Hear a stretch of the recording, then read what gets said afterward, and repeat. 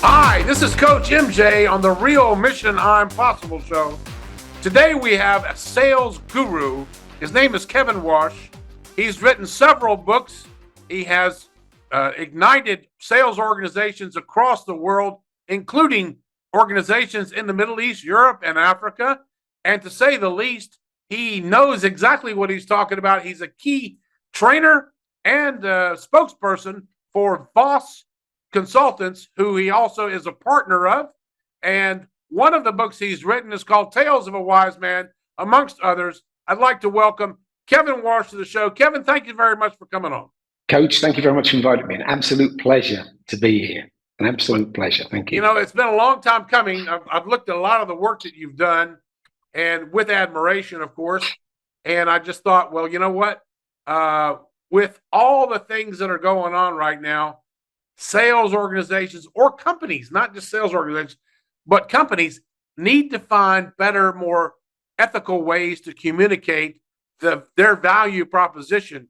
And, you know, sales used to have kind of a stigma, you know, like the used car guy or the guy that knocks on your door. And yet here we are today with still one of the most highest paid professions in the world. Am I right? For sure.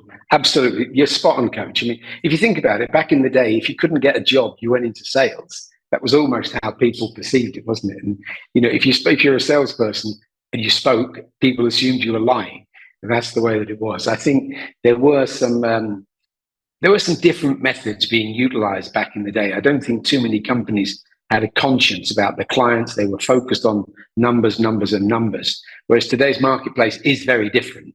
You know, it's all about providing the service for the client, retaining the client, bringing the client back again. So to do that, you need to have highly trained, highly ethical individuals. They still have to understand the concept of sales and be able to create the desire and convert that into a need and make a sale.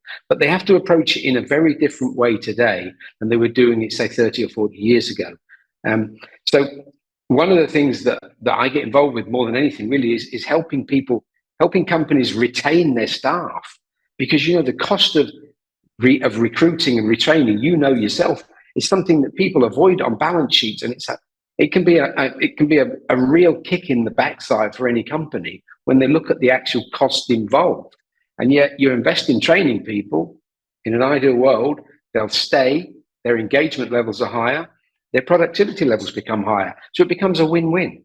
Yeah, I guess engagement is really the whole thing, because what you just said about the life of a salesperson within an organization, it's not very long unless there is that engagement. Because, you know, sales, you know, if my son came home and says, well, I got a job in sales, he would be upset and kind of depressed, because that's not a very prestigious job in his mind. And people will always tell you no. So what fun is that? Yeah, it's true. I mean, you see it nowadays. Companies actually remove the word sales from the job title. You know, we've got harvesters, we've got gatherers, we've got farmers, we've got.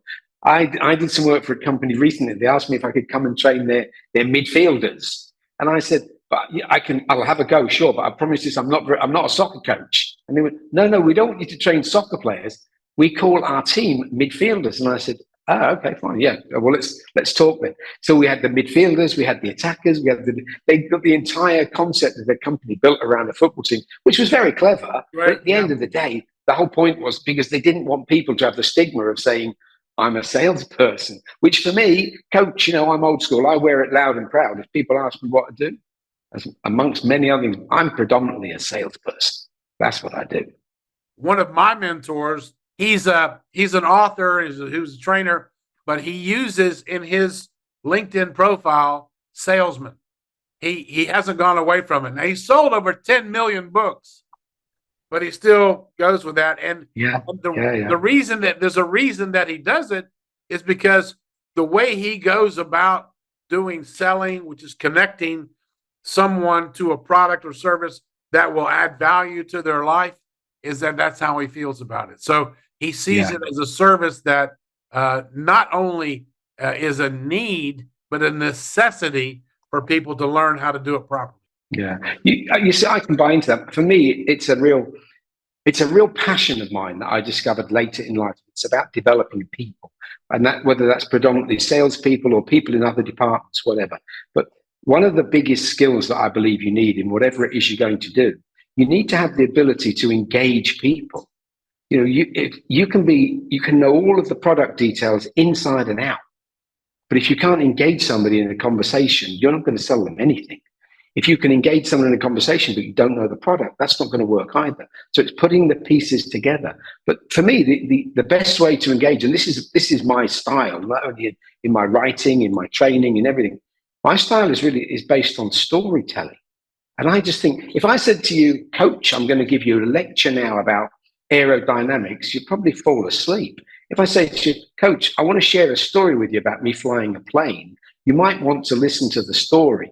The point of each will be the same. The message will be the same, but it's just in the way that you set it up and the way that you lead into it. So it's about being able to engage people and let them think, yeah, I want to listen to this guy. I want to listen to this woman. What have they got to say? You're 100% right. Some of the masters who, by the way, the gentleman I was talking about before, my mentor, is Ben Gay III, just legendary. And he worked with Zig Ziglar. They were in the same company. Yeah. He ended up being Zig's boss. Okay. And the story is that his mentor had some pretty big fame too, because his mentor had written a book that had only been outsold by the Bible, and the wow. the knowledge that he had and has is just incredible. And that the reason I'm saying this is because when it comes down to it, I learned as a young man one of the tenets from Dale Carnegie, and Dale Carnegie taught all of us that if we show interest in another person, if we listen to another person, if we learn another person's name, if we think and talk in terms of their interest, well, just with those alone, coupled with a smile, is going to get us a lot further in the communication matrix, isn't it? Listen, again, absolutely correct. It's very interesting, the names that you're mentioning, because those guys are like legends in our field.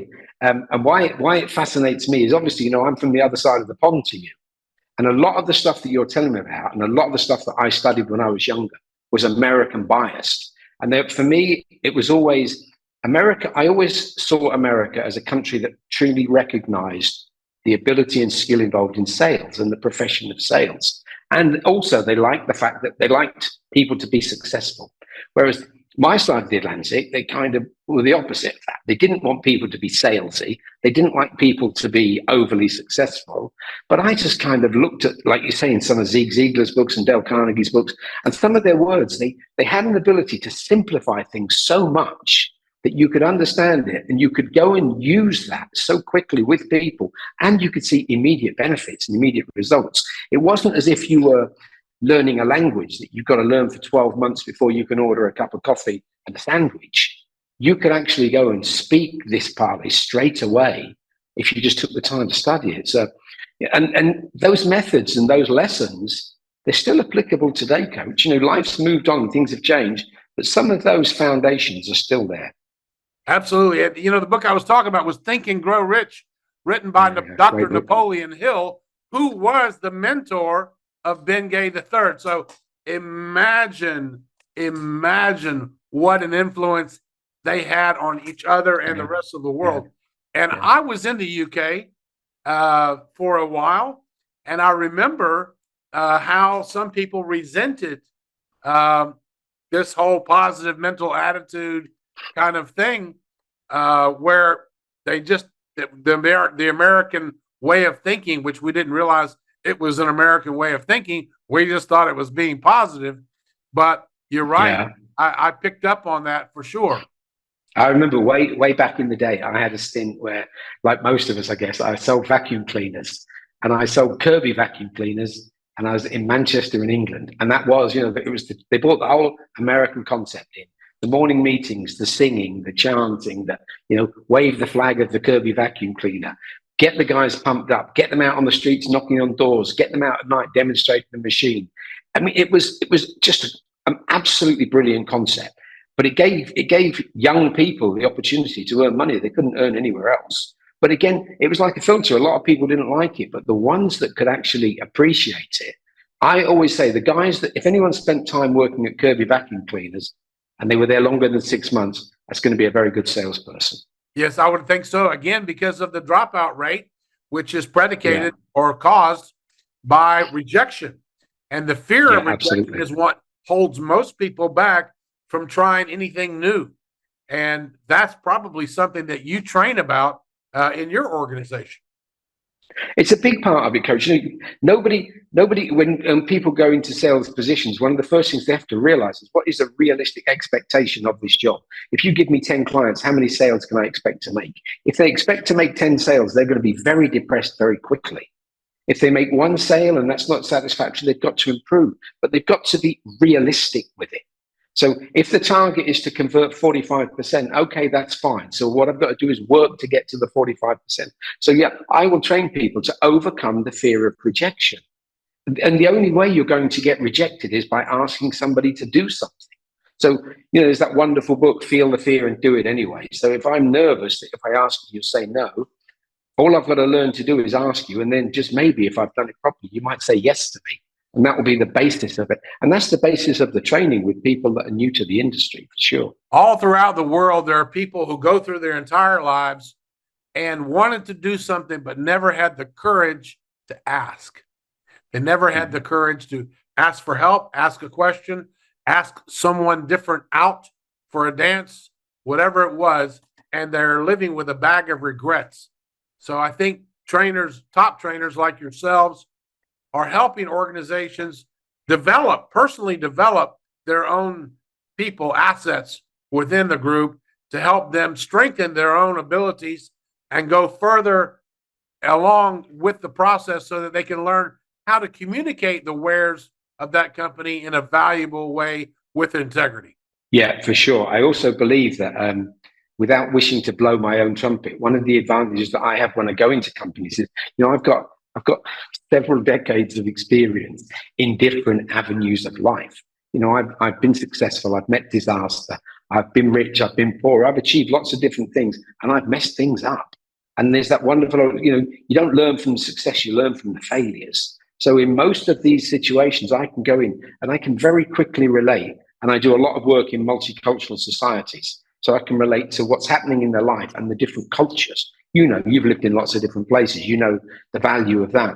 So it's being able to actually, I haven't just done a 6-week course on how to be a coach. That's the thing. I've been doing this for decades. So what I'm talking is, whether it's right, whether it's wrong, it's predominantly based on real life experience. So I can show people how to avoid the pain, and if they listen and they're prepared to learn and apply it, how to enjoy the game.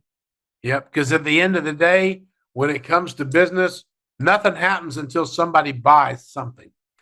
And That's nobody's going to buy anything until somebody intentionally develops a strategy to sell that customer. Yeah, I love it. I mean, I still hear it today. Oh yeah, this is a product that sells itself. I haven't met it yet. I would love to meet it. I'd love to be the guy that invents the product that sells itself.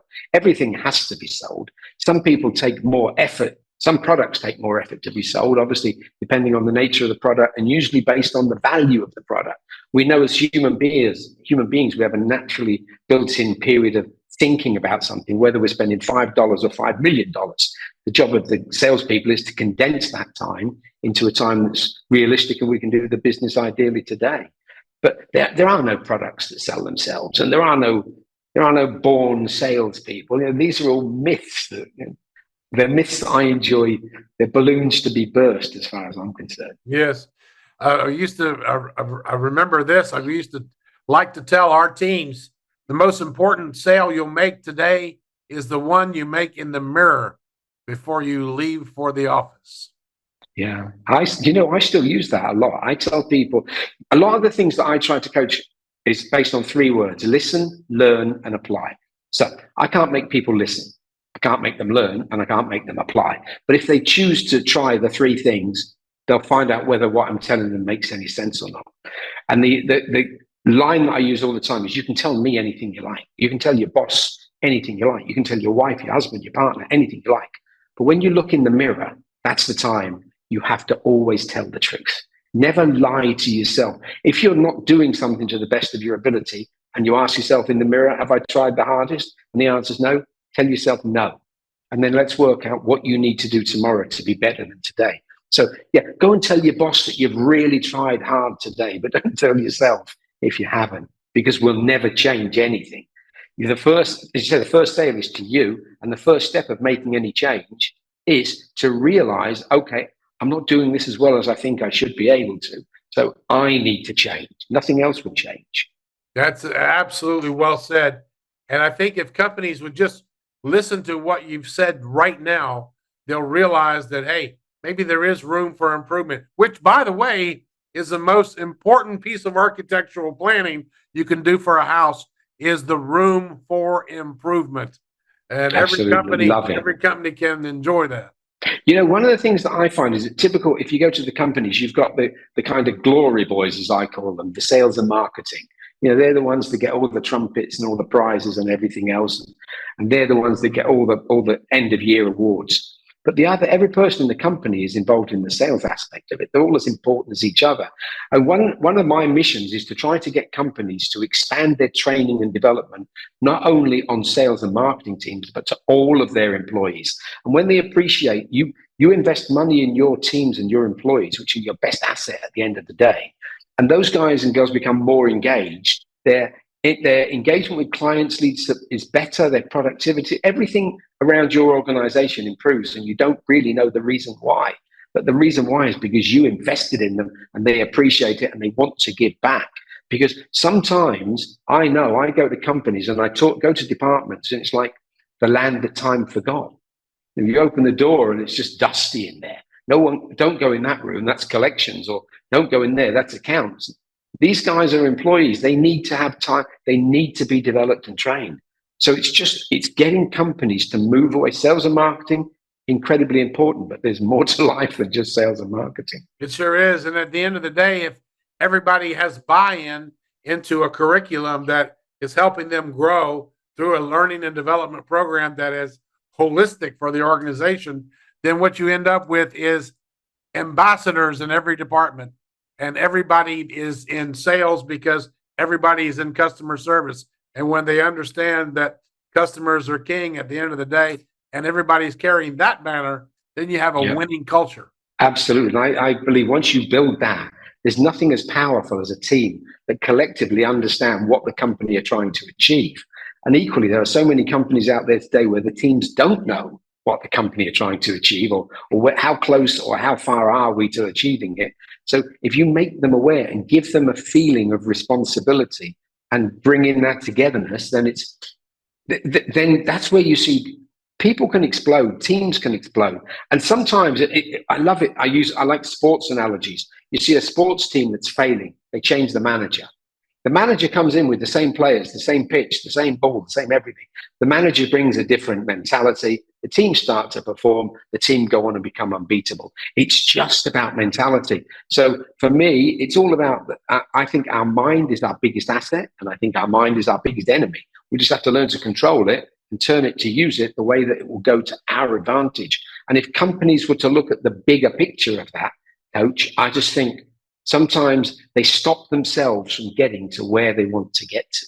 Well, if you want your organization to be Champions League or Premier League or World Cup, get in touch with our guest today. His name is Kevin Walsh. He's the author of Tales of a Wise Man and so many others. Kevin, thank you so much for your words of wisdom. I think we could probably go on for days, but for now, our producers are shining the lights on and saying, wrap it up. But I wrap it up with a great guest today. Thank you so much for everything that you shared with us. Thank you for inviting me, Coach. Absolute pleasure to be on here with you. Thank you very much. We'll be dropping all your contact links into the episode. And then when it comes out on Spotify, Apple, for those people who don't cannot see the visuals, we'll be dropping those into the show notes there as well. How to get in touch. Could you just say the name of your website before you go? Yeah, it's www.vosconsultants.com. That's VOS, VOS Consultants. Very well. Thank you so much, Kevin. God bless. Thanks, Coach. As Zig Ziglar used to say, see you at the top. I'll see you at the top. Yeah, enjoy the view.